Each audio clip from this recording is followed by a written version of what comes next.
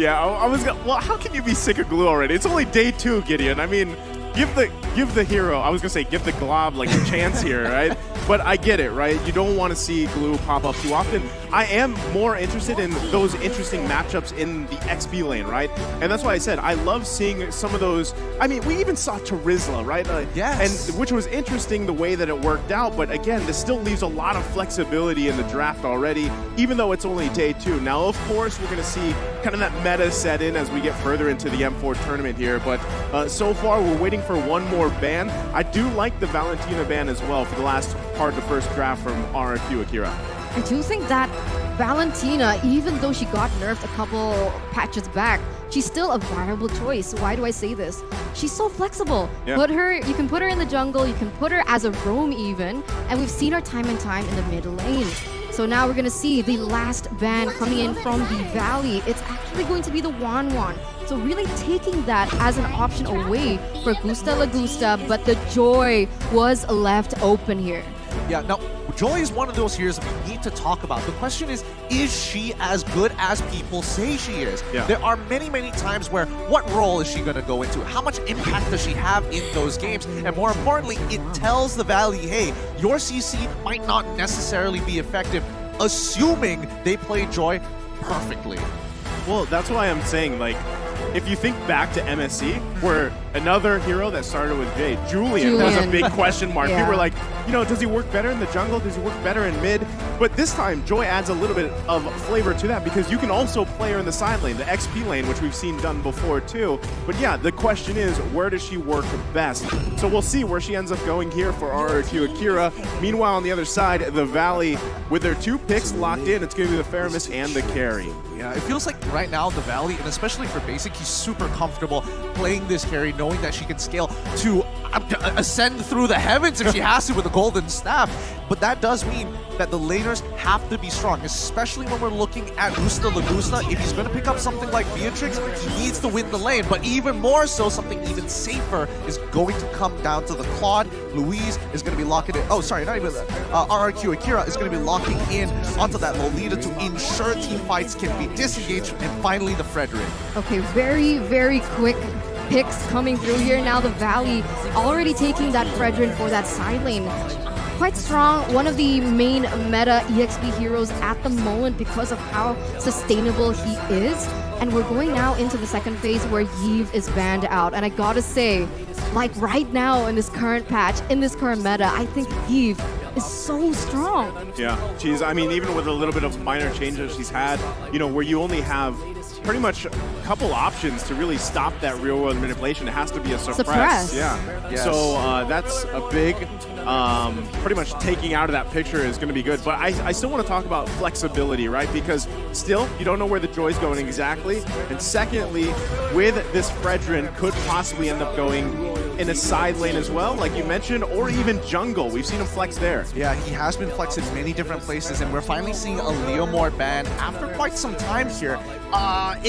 I don't know. I feel like Leomord is one of those heroes where it's like you can almost guarantee a win towards the later stages of the game if your comp builds around you. However, that build-up is so very painful and such a slow roll, and I feel like teams, they want to snowball as soon and as fast as possible. And I think that's what makes Leomord fragile. Because I've seen a lot of teams pick this up, but because they were unable to attain that early game snowball, it was kind of difficult for the Leomord to do anything in that jungle. But we're gonna see the Farsa being banned out. So what does that leave Sagan, right? I guess the Xavier is something that we saw earlier, but what do you think here? I think the Lilia could be good as well. All right, it really depends on what they're trying to achieve. The fact that the Valley is banning out both Even as well as Farsa does give the idea that they want a team fight, and more obviously so, the Farmist. So when we're looking at, okay, do we split push or are we looking for the full-on team fight? There are 2 options. Xavier for team fights looking really good for the later stages of the game. And the fact that they banned out Grok tells me they don't want them to disengage. So it's going to be a bloody battle here. But remember, because the Lolita was picked up by RRQ AKIRA, that actually might give them an advantage going against someone like the Faramis, who naturally you want to clump up around for that ultimate to hit. So that's something that honestly the Valley needs to think about. But first pick here for the Valley, they haven't secured a hero. Oh, but we don't know yet because Fredrin's really flexed. But has Mobazane used the Fredrin in that jungle? I wouldn't discount him the fact that he's probably played it at some point through the scrims here, right? Yeah. But with the Matilda coming up here, now you've got that roam choice available to you. So I still like this. There's a lot of mobility here for the Valley, right? You have the Pheromones, you have Matilda, you can get into the action, you can escape it, right, with the Guiding Wind here. But still, the fact that you have for RRQ Akira, you also have that Claude and Lolita combination, but the Claude answers a lot of that Cold Altar pressure too, if placed properly, right? You still have to kind of dodge a lot here being thrown at you from the Valley. So really interested to see what the last two picks are going to be to round out this draft for RRQ Akira. Yeah, I think RRQ Akira need to foresee that there is a good possibility that Kai is going to get picked up by Mobazane to actually help out. They're going to be playing around basic for the most part of it because carry junglers don't necessarily work with the composition that Akira has right now. Benedetta and as well as Xavier. I love Benedetta so much. I'm so glad she's picked twice with 100% win rate. However, it might be a little bit tough, especially with the Matilda, to help you get out of those tough spots. Last pick here for the Valley. It's either someone for that jungle or someone for that EXP, but at this point, I think they have enough sustain. I think they have enough mobility. I would really love Mobazane to pick up an assassin here going against the Benedetta. We'll see. Oh, it's actually going to be the Lapu Lapu. So there it is. Fredrin in the jungle. That's the flex, right? I mean, this is why, again, there's multiple heroes that do this for a team in the way that they draft. So I think it is a great way to do that, but you also lock in yourself a Lapu Lapu, able to jump in, can actually do the same situation that we saw with a Thamus where you can go 2v1 especially if you get an early lead. So far, solid draft from the Valley here. Absolutely. I think solid drafts from both sides. They have some clear strategies, and I love the fact that the Indonesian fans have adopted the Brazilians here on home turf. This is going to be a beautiful game. It's still RRQ, right? So we're going to see the same five that we mentioned earlier going head-to-head with the Valley with way more mobility in their arsenal. They do have a lot of peel, and as well as they are going to be able to maneuver around the CC heavy of RRQ Akira. It's going to be tough here. I'm not sure. There's a lot of questions that need to be answered, but there's only one way to define it. It's through battle. Welcome, everybody. It's RRQ Akira going up against the Valley in this best of one. Good luck to both teams. Oh, this is getting so exciting. I mean, right now we can already see that Louise opening up the map, trying to give some vision, trying to figure out Mobazane's pathing, because everyone talks about the Valley, and they always say that Mobazane is one of the main pillars of their team. Yeah, I think, we even talked about this in Keys to Victory, right? A lot of this comes down to these two junglers here. And King being on the Joy jungle, I want to see how it plays out, right? If we're going to have our answer at some point here, Gideon. Absolutely. We want to see that highlight reel. Oh, no.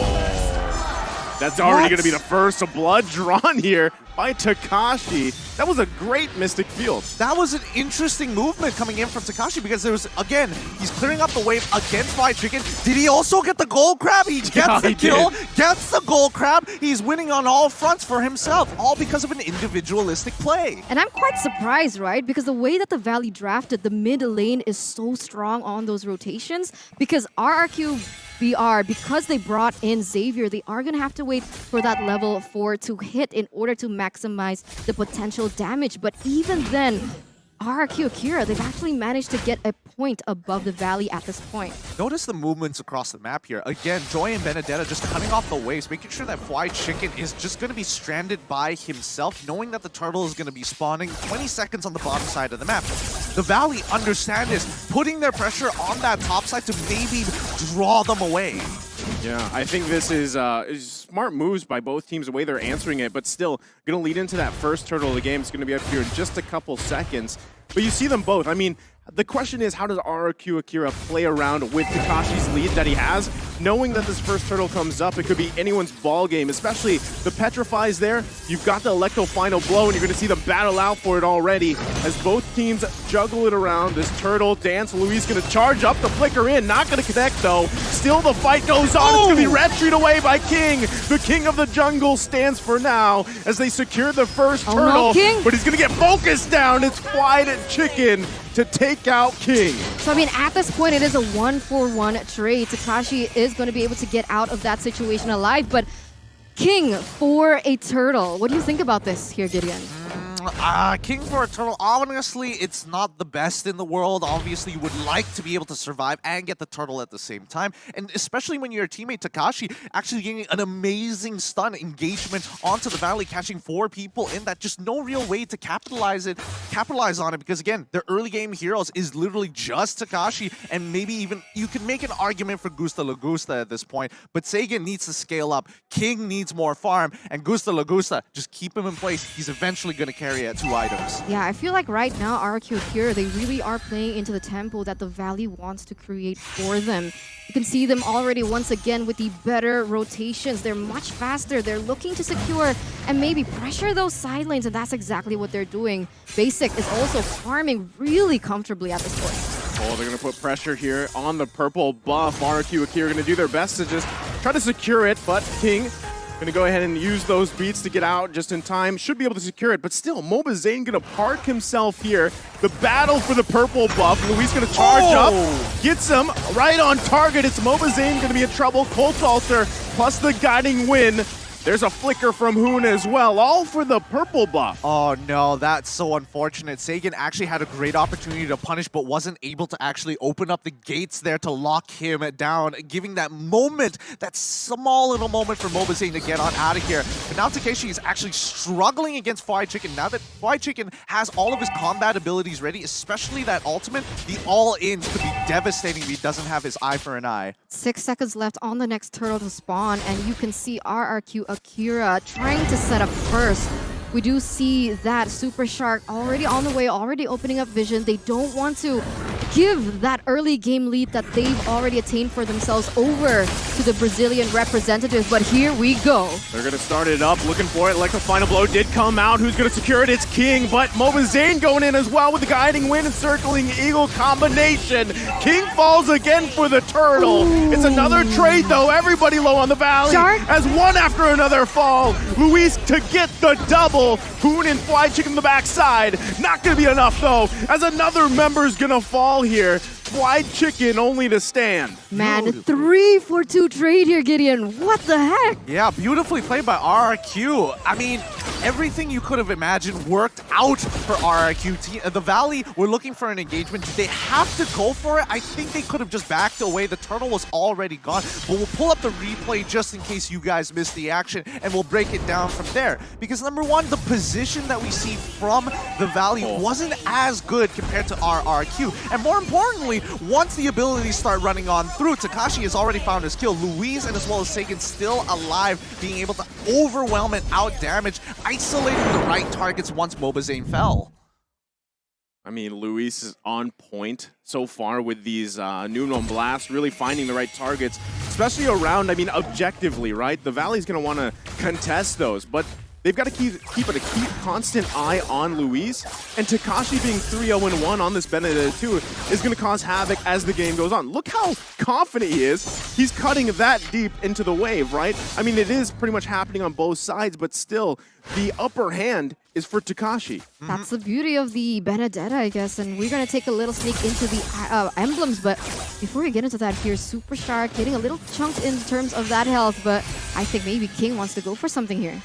I think they're still going to put pressure here. Under the turret they go. Ooh. Everybody joining the fight on the top side. Electro final blow, the Petrify. Takashi able to get the double. Can't get Hoon. Mobazane a little bit too late to the party. Gets the taunt off though, with Hoon picking up the kill. But look at the backside. It's Fried Chicken. Finds one for himself. But ultimately now Takashi going to be caught in a position of 1 versus 3.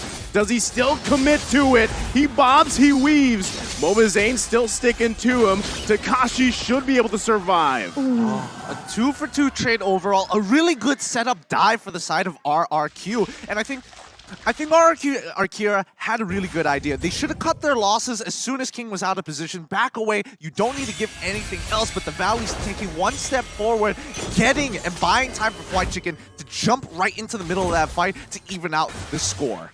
And now we're gonna see once again the setup for the next turtle, but I saw that Gusa Lagusa already had the golden staff as well as basic now, but remember that is going to be the key item for Gusa Lagusa as once again they're going in for an engage. They pull the trigger on Saigon. They push him back here. Oh! They get the turret though. Dawning Light's gonna come out. Turtle still work on. Gusa Lagusa though, able to grab a kill for himself, but they do trade the turtle.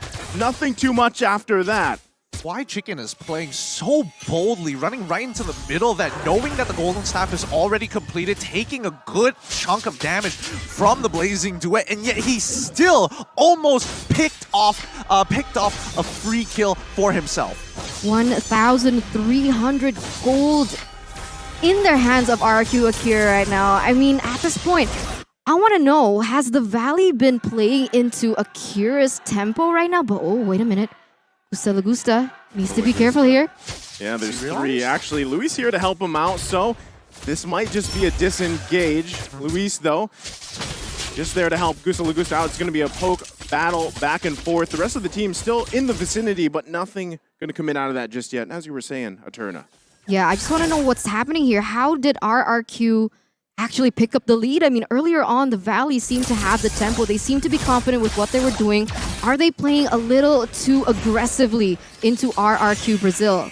Well, I think it comes down to the draft, right? When we're looking at Benedetta specifically, her relevance and her power, her strength in the earlier stages of game 3, level 4 is already pretty good. Unfortunately for White Chicken, that's not the same for Lapu Lapu. He only feels relevant as soon as he hits level 4 and starts participating in these fights with the bravest warriors. So the fact that Takashi has already enabled RRQ AKIRA to get this lead is already great because that was the toughest part. Now they just need Gusta Lagusta and Sagan to scale up and eventually outscale the Valley. Basic on this carry, yes, he can hyper farm and scale as high as he can, but if he can't get in range, it's still a tough game.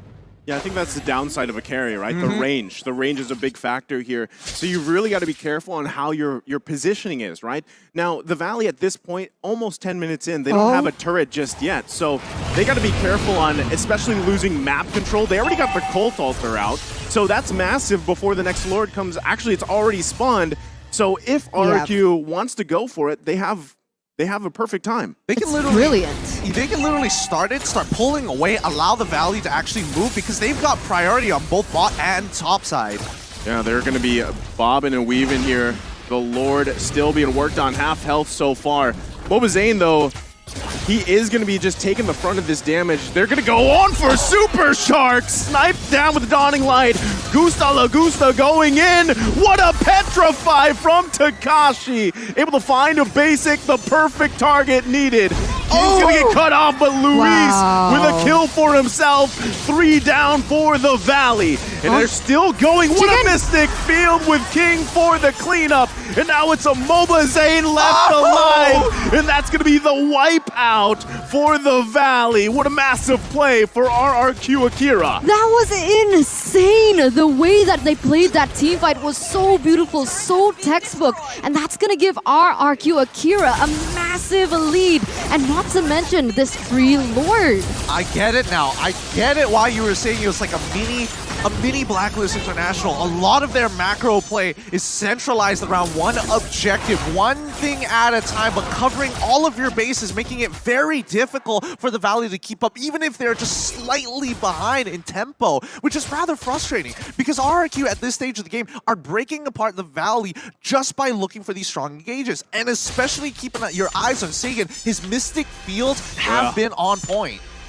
From start to here. I mean, that's what got them the first blood, right? And this all snowballed Takashi, but they're still going to be focusing here on the bottom side. White Chicken and Mobazane to be the front. They've got the Lord to handle the mid lane eventually, but they might get sandwiched in here for that tier 2. Look at the backside. Takashi goes in, forces them back.